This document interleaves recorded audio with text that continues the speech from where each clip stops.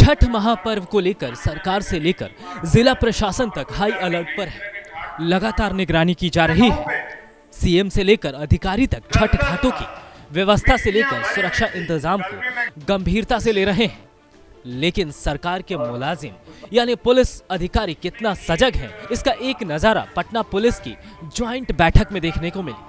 अधिकारी मंच से दिशा निर्देश दे रहे थे तो नीचे पदाधिकारी खर्राटे भर रहे थे।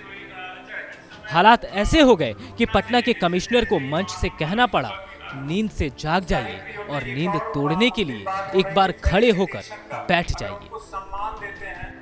और कुछ बातें बताऊंगा, उससे पहले सबसे अनुरोध करूंगा कि एक बार हम लोग पूरी तरह नींद से जाग जाए। जो देख रहा था कुछ लोग सो रहे हैं, तो एक बार सब लोग खड़े होकर के फिर से बैठिए। एक बार सब लोग खड़े हो जाए।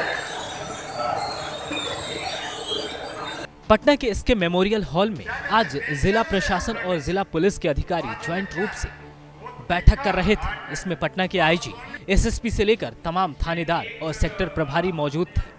लेकिन नीचे कई पदाधिकारी और पुलिसकर्मी खर्राटे भर रहे थे। स्थिति को देखकर पटना के कमिश्नर को मंच से पुलिस कर्मियों को नींद से जगाने के लिए आह्वान करना पड़ा।